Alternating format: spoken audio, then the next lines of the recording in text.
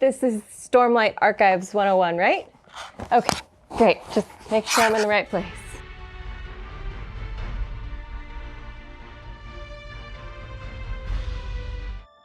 Stormfather, I barely had time to prepare this week, but here we are. So let's just dive right into reaction number 3 of The Way of Kings. And again, there's a 1 and a 2 if you want to watch that before. It's up here or in the description. Today in the Stormlight Archives 101 class, we're doing chapters 14 through 21. First things first, you guys, I really want to understand Spren. I love them, I really like them, but the mystery behind them is driving me absolutely crazy. I want to understand their purpose, like what they do in the world, and Kaladin was even talking about when some of his soldiers were infected that like a rot Spren, but they were gonna like cause these people to die. So like, what do they do? What is their purpose? I need to know this mystery. And speaking of Spren, again, as always, we love Syl and Kaladin. We love that relationship so much. And right now I'm really feeling like their journeys are mirroring each other, because Syl is discovering that maybe she had memories in the past, but she forgot them, and now she has new memories and she's becoming more sentient. And the past is scary, but she doesn't want to go back to that, but it's what's familiar. But looking to the future is also scary, and that's a similar path that Kaladin is on right now. He doesn't know what the future holds for him, and he doesn't really know how to move forward, and I really like that they're doing it together. That's not odd, Syl said, shrugging translucent shoulders. Most Spren don't have long memories. She hesitated. I don't know why I know that. Well, maybe this is normal. You could have gone through this cycle before, but you've forgotten it. That's not very comforting. I don't like the idea of forgetting. But don't death and lying make you uncomfortable? They do. But if I were to lose these memories, she glanced into the air. Kaladin traced her movements, noting a pair of windspren darting through the sky on a gusting breeze, uncaring and free. Scared to go onward, Kaladin said, but terrified to go back to what you were? She nodded. I know how you feel, he said. I'm so intrigued by Dalinar's past. It's very eerie and uncertain, and I think it's really bizarre that he can't remember his wife, and it's the memory of her dying and the memory of her as a person is like a complete blur to him, and I think that's really weird. Is that somehow connected to like him having these visions whenever there's a storm? Something's trying to be said to him, maybe he's a person from the past. I don't know, I just think it's very interesting and I really want to know more. I also love how honorable Dalinar is. Like, he respects his soldiers all the way down to the bridgemen. Completely different than Sadeas, who's like, nope, they can die, give me more, give me more. He just doesn't even care because all he wants is the gem hearts. And we know that Dalinar wasn't this honorable as before, and he's doing it because of Gavilar's death, and he's been reading the codes ever since his death. But maybe that's not a bad thing, even though everyone in society says it is and doesn't like that he's doing this. Act with honor, and honor will hold you. That's what the person in his vision told him. So I feel like this is a good sign that Dalinar has gotten on this path and he's continuing on this path. And not only is he honorable, I think he's very diplomatic, he's very vulnerable, and he's a really good father. And you just see how well he holds his temper when people start to upset him, that like I'm kind of struggling to find a flaw. The only flaw I can really think of right now is that his society judges him for having these visions or these episodes, and that he's reading the codes and he's acting like not in the ordinary way that people expect him to. Also, I was screaming when he was talking to his son about Gavilar's last message that he like wrote in blood, and I'm like, no, it was Seth. It was Seth who wrote it. So I just feel like that audience member when you're like screaming at the TV to the character about what the truth is and they just don't know, but we know. Also connected the dots that Sadeas is in charge of Bridge 4, which is Kaladin's bridge. That sucks, and that's why all of the men are dying. Kaladin's flashback that he has with his brother Tien. My heart, it can't handle all these things happening with Kaladin. And when his brother gives him the rock and he says, I found it to make you feel better, all I could think about was Syl giving him the leaf to make him feel better. I don't know if this was purposeful on Sanderson's part, but it feels so poetic and like mirroring of each other. Cal, I mean, I understand you were a teenager, but Laurel was giving you a sign and she was like, hey, can you help me down? And he's like, oh, no. You're a really good climber. Why do you need me to help you?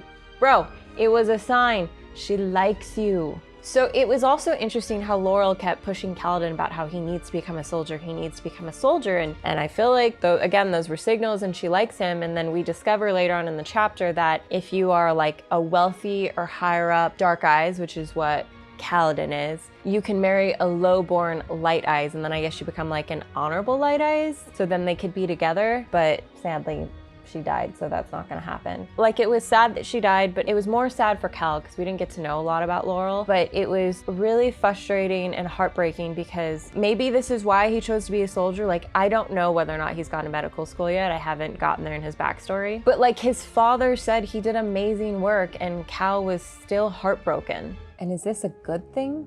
Cal thought, another tear trickling down his cheek. You have to learn when to care and learn when to let go. In the distance, Harold continued to wail. Sure, learning like the textbook part of being a surgeon and then the practicality of it, like actually doing it, is really hard and stressful. But the thing they don't prepare you for in medical school, I feel like, is the emotional aspect of losing a patient and just how heartbreaking that could be. But I do like a reference later in these chapters that we're covering. Thank you, Haber whispered, taking Kaladin's hand, clutching it. He actually seemed to be tearing up. That smile forced back the gloom, made the aches and soreness fade. Kaladin's father had described that kind of smile.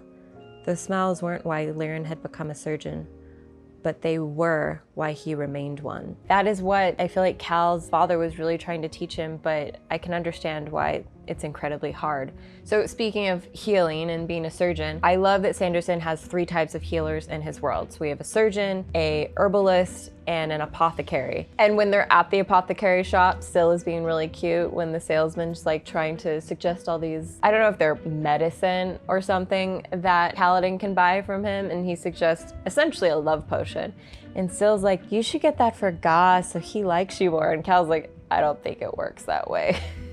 Tell me, but don't tell me. Renarin, like, what is going on with him? Like, he apparently has like this specific blood type and he has episodes, so he's not allowed to fight. I want to know like what that is, and that's really heartbreaking. But then I'm also concerned because Dalinar has made this rule that he can't be a fighter. But now that his son is upset about it, and I'm guessing he's probably complained about it a lot in the past, Dalinar is giving in to him, and it's like, whoa, whoa, whoa, if your son has a health issue and he could hurt himself on the battlefield, like maybe don't let your biases of the past affect it, because Dalinar says he remembers, you know, being shadowed by his older brother Gavilar, and he doesn't want Renarin to feel that way. But don't let him die just because like you're having issues about your past. It's concerning. It's concerning.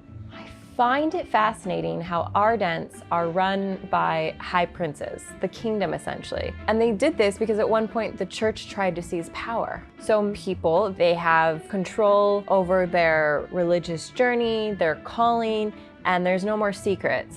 I like this, but I feel like I need more information. I need to know more about the history of all of this to really understand like how this all came to be. And so I know I talked earlier about Dalinar and how he's an honorable man, and I know that in his vision he was told to trust Sadeas, but I'm Team Dalinar, you guys, like hashtag Team Dalinar. I think it's really good that he's trying to get all the kingdoms together, you know, unite them. And I don't like the way that Sadeas handles things, because he just wants to win all the gemstones and be super competitive like all the other high princes, and I don't really agree with that. I think we need to get everyone united and like really end this war. And this was so funny to me. The king is really upset that Dalinar doesn't believe or strongly believe that he's trying to be assassinated. And he's like, why won't you believe me, Dalinar? Like, you're not working hard enough to find out who did this. You should have like a list of names for me. But on the flip side, the king doesn't believe that Dalinar is having like these visions about what to do, what could benefit the kingdom, and about how reading the codes he thinks is really the right way to go, because that's what his brother, aka the king's father, was choosing to do. And so like they're both fighting over what they want from each other, and if we get out of like the details, they both just want to be believed and supported. So again, Sanderson's doing this great job of having characters reflect each other in the same journey. And I feel like they've definitely made a good compromise that Dalinar has to go out and get Highprinces to trust him so that way he can become the High Prince of War. I vow that if you name me High Prince of War, I will see you are protected as you saw my father protected? Burn and completely uncalled for. Like, it's such a deep cut. And I appreciate that immediately he realizes he went too far, but then he kind of like takes it back when he gets upset for not willing to do a duel because he like insulted him. Dalinar is just trying to respect him and be honorable. Like, I wish people in the book, the characters in the book, appreciated Dalinar more. So chapter 19, Starfalls, I think is like my favorite chapter so far that has been dedicated to lore and history, world building that is specific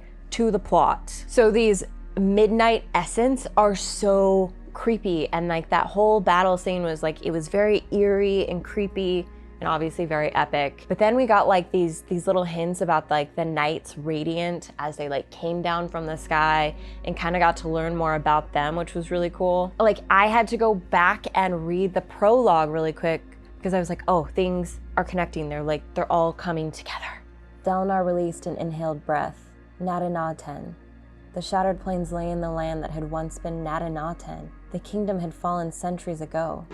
Oh yeah, it's all coming together.